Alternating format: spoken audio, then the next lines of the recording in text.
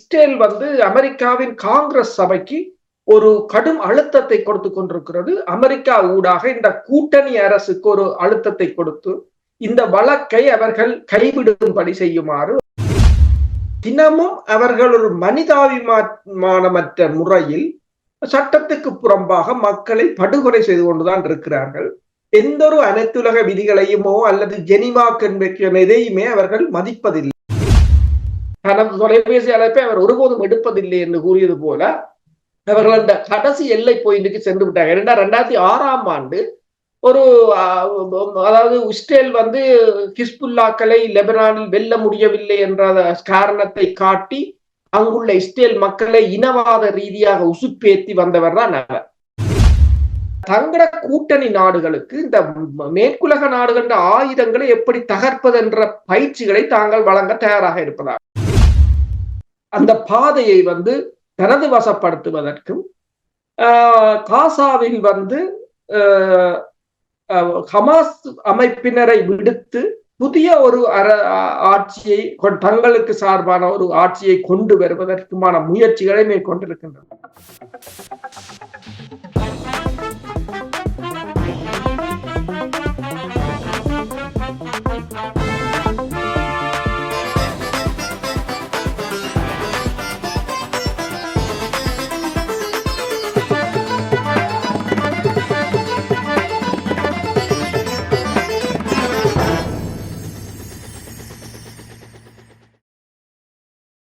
அனைத்துலக உயிரோடை தமிழ் ILC தமிழ் உயிரோடை தமிழில் அரசியல் கலை நிகழ்ச்சியில் இணைந்திருக்கிறீர்கள்.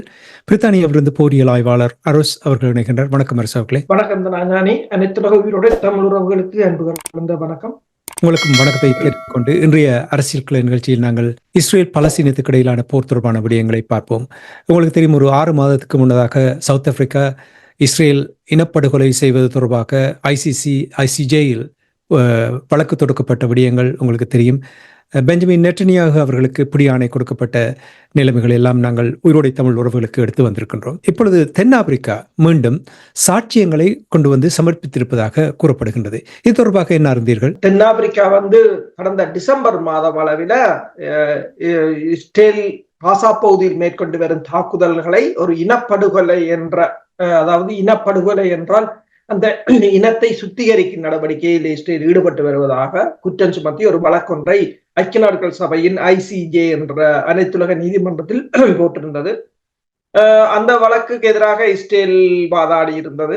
ஆனால் தென்னாப்பிரிக்காவின் இந்த வழக்குக்கு ஆதரவாக நிக்கரகுவா, துருக்கி, மெக்சிகோ, ஸ்பெயின், லிபியா மற்றும் கொலம்பியா போன்ற நாடுகளும் தாங்களும் அதில் ஈடுபட்டு வேலை செய்வதற்கு ஆர்வம் தெரிவித்திருந்தன. இந்த நிலையில் தான் கடந்த மே மாதம் காசாவின் தெற்கு பகுதியான ராஃபா பகுதி மீது தாக்குதல்களை நடத்தக்கூடாது என்று அந்த நீதிமன்றம் ஒரு உத்தரவையும் பிறப்பித்திருந்தது. ஆனால் வழமை போல இஸ்ரேல் அதனை பொருட்படுத்தவில்லை. அவர்கள் தாக்குதலை நடத்தினார்கள். அது ஒரு புறம் இருக்கு. இந்த வழக்குகளின் பிற்பாடு உங்களுக்கு தெரியும், ICC அதாவது அனைத்துலக குற்றவியல் நீதிமன்றம் இஸ்ரேலிய அதிபர் பெஞ்சமின் நெத்தனியாவுக்கும் அதன் பாதுகாப்பு அமைச்சர் கலன் அவர்கள் மீதும் ஒரு பிடிபிராந்தையும் கொண்டு வந்திருந்தது. அது மேற்குலகம் தங்களை ஒரு நியாயப்படுத்துவதற்காக மேற்கொள்ளப்பட்ட ஒன்றாக பார்க்கப்பட்டது. இந்த நிலையில் இந்த வழக்கு அக்டோபர் 28ஆம் தேதிக்கு முன்னர் மீண்டும் அது ஒரு விவாதத்துக்கு எடுத்துக்கொள்ளப்பட வேண்டும் என்ற ஒரு காலக்கெடுவை இந்த அனைத்துலக நீதிமன்றம் விதித்திருந்தது. அதற்கு அமைவாக தற்போது தென்னாப்பிரிக்கா சொல்லி இருக்கின்றது, தாங்கள் புதிய ஆதாரங்கள் என்னும் போது உங்களுக்கு தெரியும், அங்கு இஸ்ரேல் மேற்கொண்ட இனப்படுகொலைகள், அதன் ஆதாரங்கள், வைத்தியசாலைகள் மீதான தாக்குதல்கள், பாடசாலை மீதான தாக்குதல்கள் எல்லாவற்றையும் தாங்கள் திரட்டி வைத்திருப்பதாகவும் அது ஒரு அந்த ஆதாரங்களை தாங்கள் சமர்ப்பிக்க போவதாகவும் அதன் மூலம் இந்த 28ஆம் தேதி எதிர்வரும் மாதம் 28ஆம் தேதிக்கு முன்னர் அதனை மீண்டும் அந்த வழக்கை ஆரம்பிக்க போவதாகவும் கூறியிருக்கிறார்கள். ஆனால் இப்போ உங்களுக்கு தெரியும், அண்மையில் தென்னாப்பிரிக்காவிலும் ஒரு தேர்தல் இடம்பெற்றிருந்தது. இந்த வருடம், அதாவது 2024ஆம் ஆண்டு என்பது தேர்தல் ஆண்டு உலகம் முழுவதும். இப்ப தென்னாப்பிரிக்காவில் ஆளுகின்ற, அதாவது சிறில் ரமபோசா தலைமையிலான அரசு பெரும்பான்மையை பெறவில்லை. இப்போது அவர்கள் ஒரு கூட்டணி அரசைத்தான் அங்கு நிர்வகித்து வருகின்றனர். அப்ப இந்த நிலையில் இஸ்ரேல் அமெரிக்காவின் காங்கிரஸ் சபைக்கு ஒரு கடும் அழுத்தத்தை கொடுத்து கொண்டிருக்கிறது. அமெரிக்கா ஊடாக இந்த கூட்டணி அரசுக்கு ஒரு அழுத்தத்தை கொடுத்து இந்த வழக்கை அவர்கள் கைவிடும்படி செய்யுமாறு ஒரு அழுத்தத்தை கொடுத்து கொண்டிருக்கின்றது. ஆனால் தென்னாப்பிரிக்காவை பொறுத்தவரையில் தென்னாப்பிரிக்கா இஸ்ரேலின் தனி நாட்டை தாங்கள் அங்கீகரிப்பதாகவும் இஸ்ரேலுடன் தோளோடு தோல் நிற்பதற்கு அவர்கள் தயாராக இருப்பதாகத்தான் தெரிகின்றது. போரினுடைய நிலைமை ஒவ்வொரு நாளும் மாறிக்கொண்டிருக்கின்ற இந்த நிலைமையில் காசாவில் மனிதாபிமான வலயத்தில் இஸ்ரேல் நடத்திய தாக்குதலில் 19க்கும் மேற்பட்டவர்கள் கொல்லப்பட்டிருக்கிறார்கள். இதில் மனித உரிமைகள் ஊழியர்கள் கூட அங்கே கொல்லப்பட்டதாக செய்திகள் வருகின்றது. இது தொடர்பாக என்ன அறிந்தீர்கள்? ஐக்கிய நாடுகள் சபை மீதான தாக்குதல்களை இஸ்ரேல் தொடர்ச்சியாக, அதாவது யாரையும் மதிப்பதில்லை என்ற ஒரு நிலையாகத்தான் தாக்குதல்கள் மேற்கொள்ளப்பட்டு கொண்டு வருகின்றது.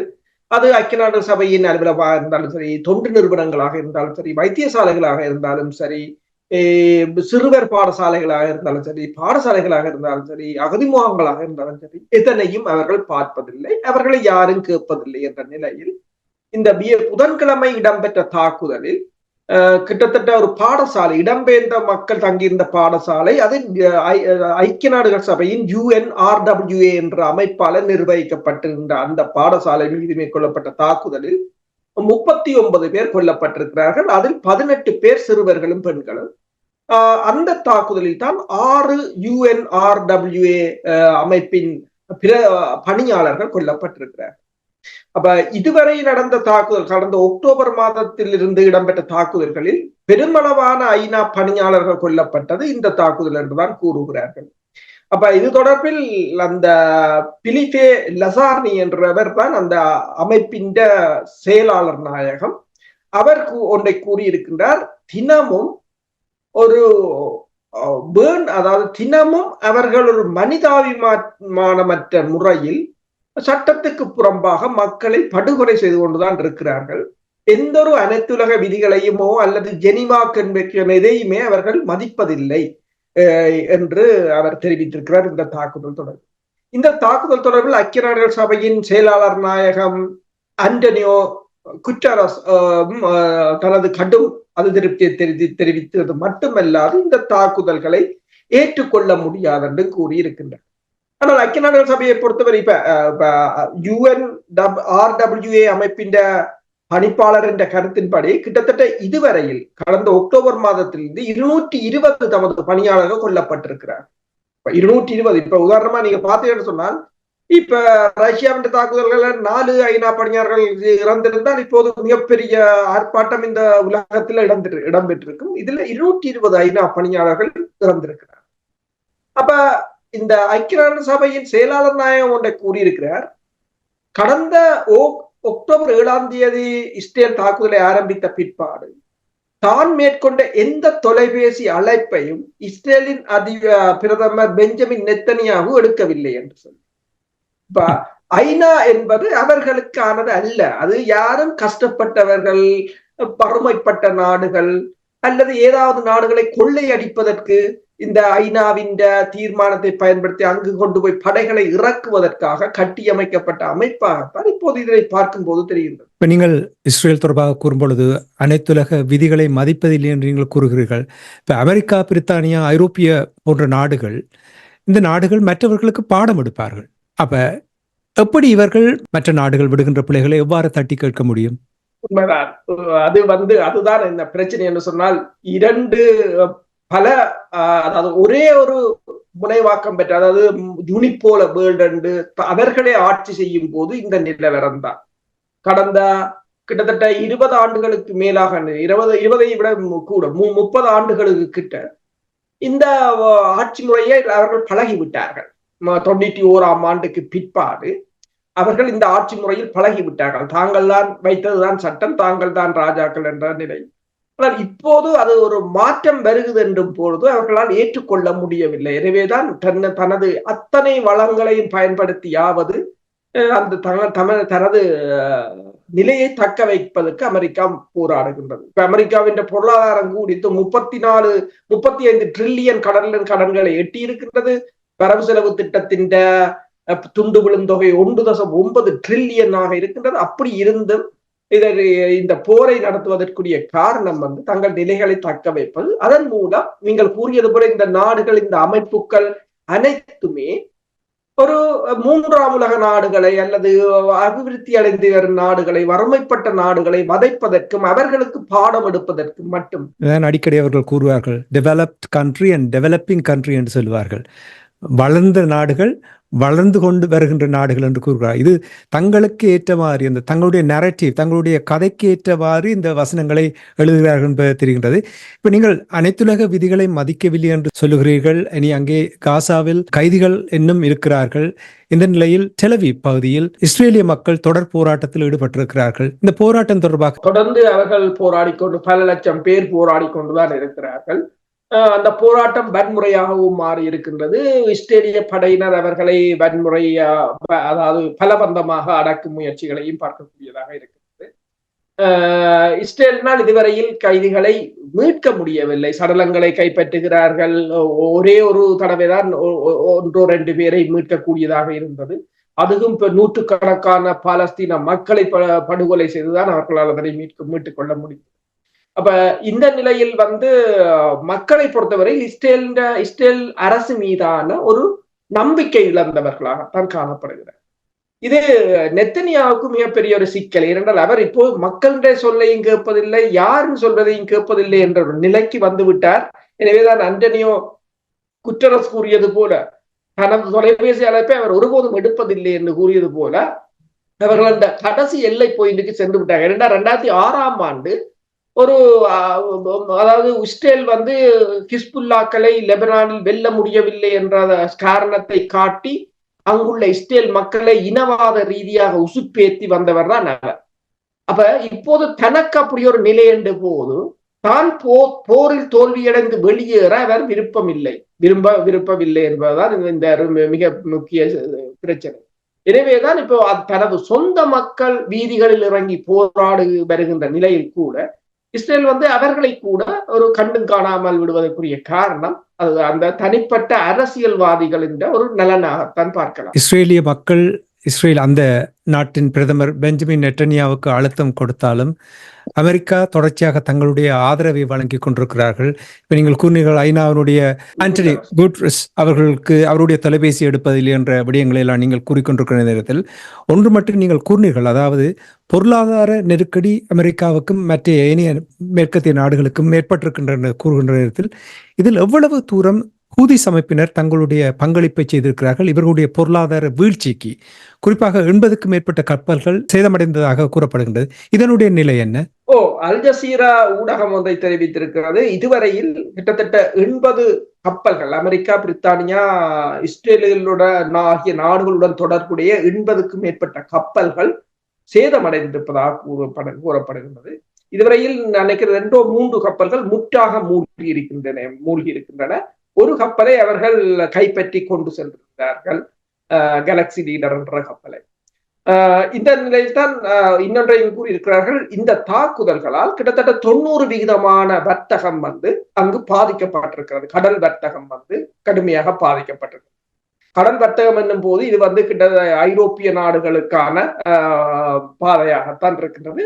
அதை இனி சுற்றி வர வேண்டும் என்றால், ஆப்பிரிக்காவை சுற்றி வர வேண்டும் என்று சொன்னால் பெருமளவான எரிபொருள் செலவு, பெருமளவான நேர செலவு, அவை அனைத்தும் இந்த பொருட்களின் விலைகளில் தான் விலை ஏற்றத்தில் தான் முடியும் என்று தெரிந்த விடயம்.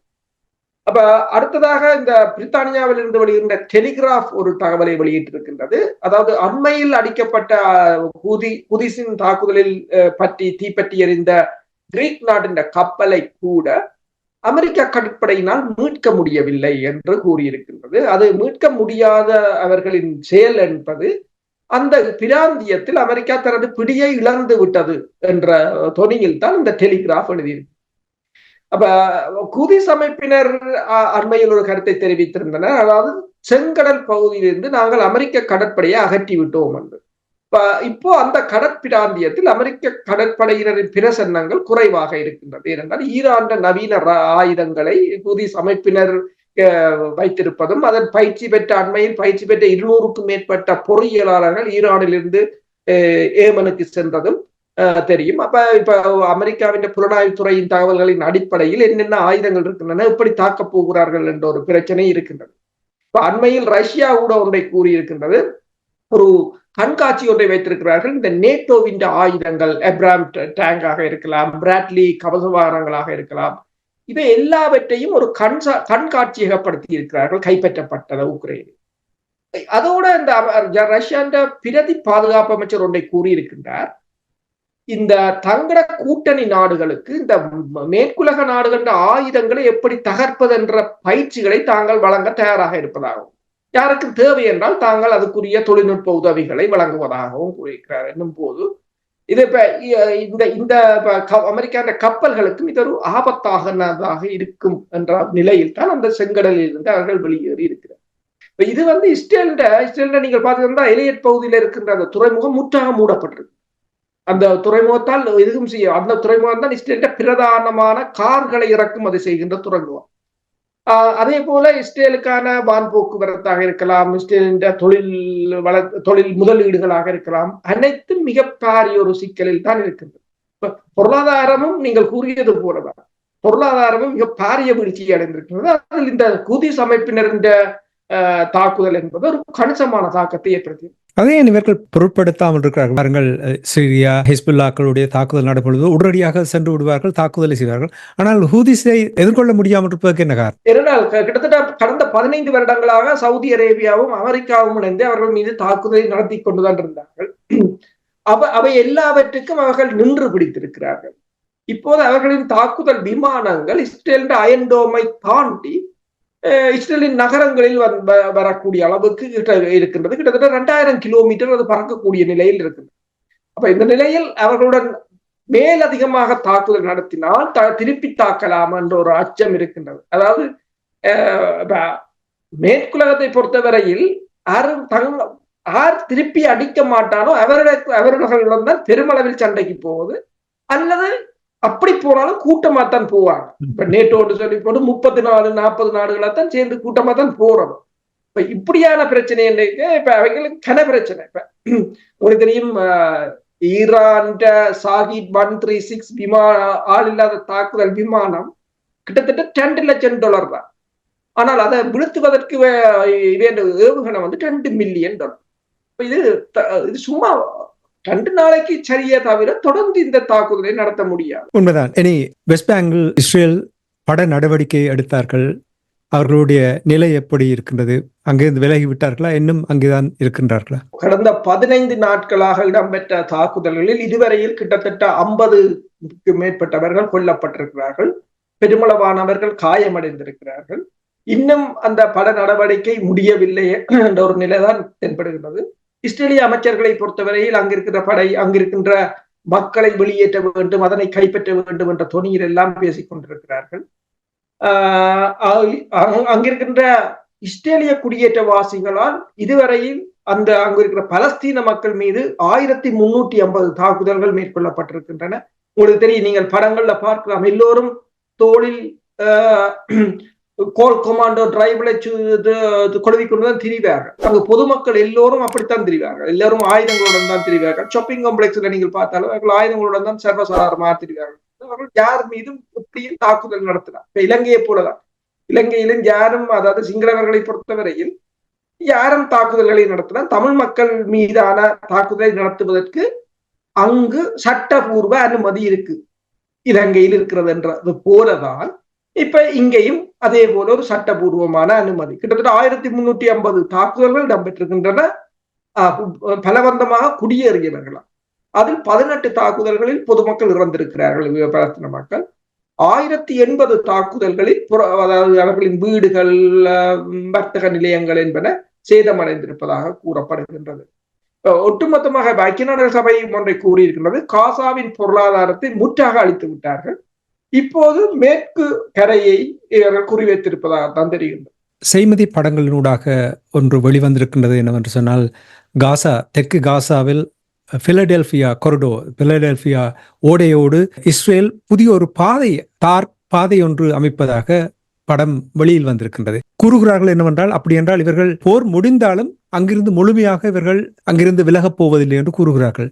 இதில் எவ்வளவு உண்மை இருக்கிறது? உண்மைதான். அண்மையில் எகிப்தும் இது தொடர்பாக தனது கண்டனத்தை வெளியிட்டிருந்தது. அதே போல அரபு நாடுகள்ல கட்டாராக இருக்கலாம், பல நாடுகள் அதற்கு எதிர்ப்பை தெரிவித்திருந்தாலும் இஸ்ரேல் அந்த அந்த பாதையை தனது வசப்படுத்துவதற்கும் காசாவில் ஹமாஸ் அமைப்பினரை விடுத்து புதிய ஒரு ஆட்சியை தங்களுக்கு சார்பான ஒரு ஆட்சியை கொண்டு வருவதற்குமான முயற்சிகளை மேற்கொண்டிருக்கின்றனர். இப்ப காசாவில் இந்த பாதை அமைப்பதும், மேற்கு கரையில் இப்போது அவர்கள் இந்த படை நடவடிக்கையை ஆரம்பித்திருப்பதும் எல்லாம் முற்று முழுதாக பலஸ்தீனத்தை தங்கள் வசப்படுத்துவது. அதைத்தான் தென் ஆப்பிரிக்கா தனது வழக்கில் தெளிவாக குறிப்பிட்டிருக்கிறது. அதாவது மேற்கு ஜெருசலம் முற்று முழுதாக இந்த காசாவை இல்லாது செய்யும் நடவடிக்கையை தான் செய்து வருகின்றது. அதைத்தான் அவர்கள் இன அழிப்பு என்று கூறியிருக்காங்க. அதற்குரிய ஆதாரங்களை தான் வைக்கப் போவதாக. இப்ப நீங்கள் கூறியது போல இந்த ரோட்டை போடுவது, அதில் அங்குள்ள மக்கள் அனைவரையும் இடம்பெயர செய்து அவர்களை தற்காலிக கூடாரங்களில் கடற்கரையோரம் தங்க வைத்திருப்பது, மேற்கு கரையில் ஆரம்பித்திருப்பது நடவடிக்கை, எந்த விதமான உதவி பொருட்களும் போக விடாமல் வைத்தியசாலைகளாக இருந்தாலும் சரி, ஐக்கிய நாடுகள் சபையின் அலுவலகங்களாக இருந்தாலும் சரி, எல்லாவற்றையும் தாக்கி அளிப்பது என்பது அந்த இடத்தின் கட்டுமானங்களை அதாவது நாட்டுக்குரிய அத்தனை கட்டுமானங்களையும் அளிக்கும் ஒரு செயல்தான். யூதர்களுக்கு ஹிட்லர் செய்த அந்த அட்டூழியம், அப்பொழுது கூறினார்கள், இவ்வாறு இந்த உலகத்தில் இனி ஒரு தடவையும் இப்படி நடக்கக்கூடாது என்று கூறினார்கள். அப்படியே வந்திருக்கிறது. அதே தான் செய்து கொண்டிருக்கிறார்கள், பார்த்து கொண்டிருக்கிறார்கள். இதை எப்படி நியாயப்படுத்துவார்கள் என்பதுதான் கேள்வி. ஆனா இவர்களுடைய முகம் அப்படித்தான், இரட்டை முகம். தங்களுக்கு தேவையான நேரத்தில் அதை நாக்கை பிரட்டி மற்ற மாதிரி குறிவிட்டு செல்வார்கள் இல்லையா அரசர்களே? சரி, இதோடு நாங்கள் இன்றைய இஸ்ரேல் பலஸ்தீனத்துக்கு இடையிலான போர் தொடர்பான விடயங்களை நிறைவுக்கு கொண்டு வந்து மீண்டும் இன்னும் ஒரு அரசியல் நிகழ்ச்சியில் இணைந்திருப்போம். அது வரைக்கும் நன்றி, வணக்கம். நன்றி.